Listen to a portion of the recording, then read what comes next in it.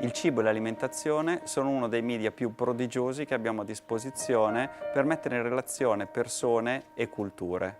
Noi siamo ciò che mangiamo, mangiamo ciò che siamo.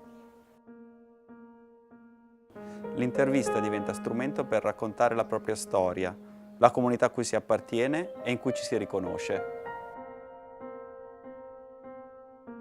L'intervista in video permette di raccogliere e comunicare anche quegli elementi intangibili che lo scritto non lascia emergere.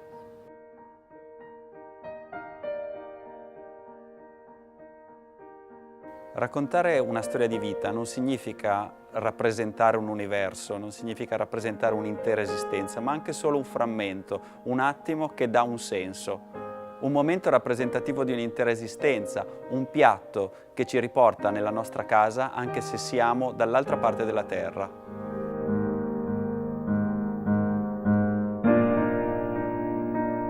L'intervista è in sintesi l'incontro di due universi che si devono confrontare e comprendere tra di loro, quello dell'intervistato e dell'intervistatore. Il compito di chi intervista è in sintesi realizzare questa magia.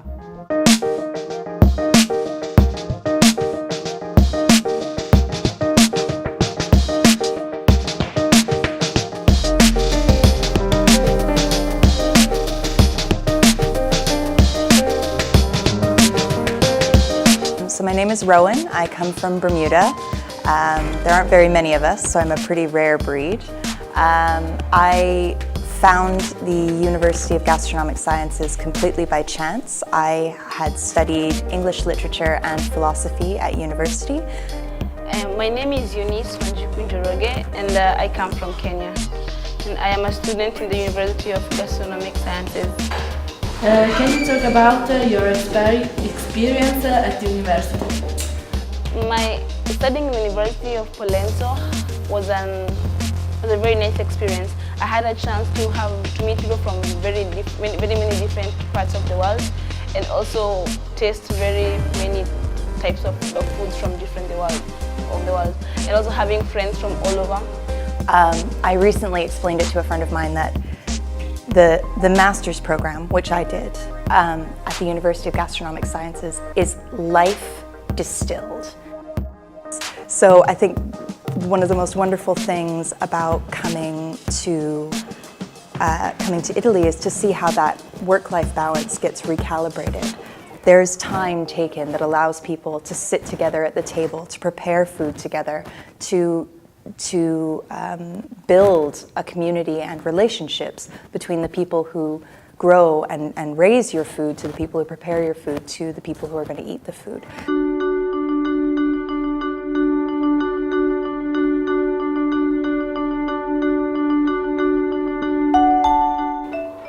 My mother taught me to cook, but from my Kenyan tradition, we normally girls learn to cook from an early age, and when you reach the age of 14 or 15, the mother stops cooking in the house, and it will be the girl's turn to cook in the house.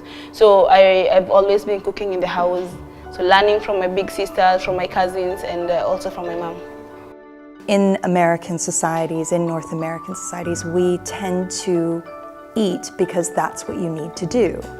So food is really a vehicle of getting nutrition into the body. The fact that to come here and experience food as an event, to experience a meal as almost like a party is incredible. I realized that their families don't cook and buy all they want to eat, just prepare it. Is it true?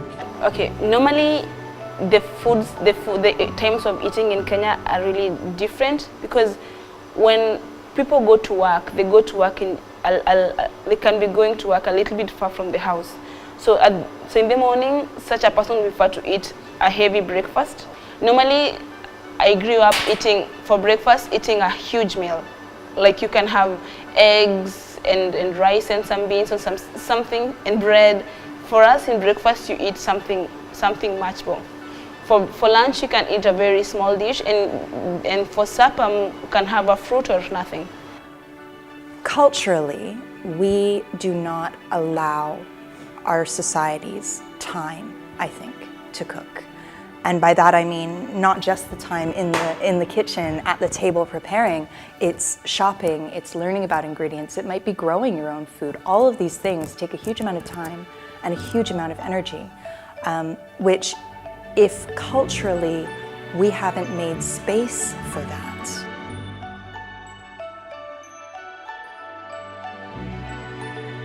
At the moment, I have very many ideas. Most of my ideas have been cultivated by traveling around the world and seeing what people do, comparing to what I have in my country. Shakespeare wrote a play called The Tempest, which was about Bermuda. It was about the discovery of Bermuda. And there's a wonderful line in the closing scene of that play that says, "We are such things as dreams are made on, and our life is rounded out with a little sleep." And I think that's beautiful.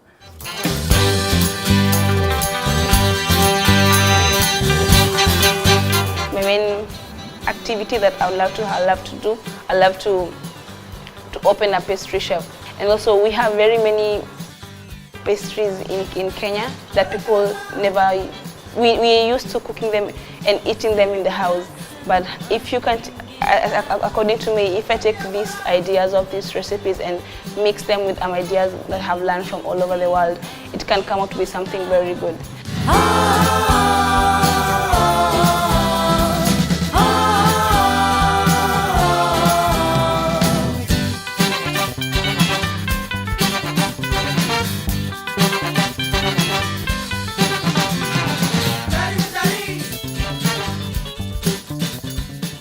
My typical dish from my culture as a Kenyan, we have the we mix the maize and beans together and we boil them for 2 or 3 hours. So when the beans and maize are cooked, you can recook them again, adding other ingredients like carrots, tomatoes, and vegetables as you want. Normally this dish it can be cooked any time of the week. But because it takes so much time, people prefer to make it during the weekend. It can also be eaten with the vegetables, or you can, as the maize and beans are cooked, some can just eat it like a snack or for breakfast.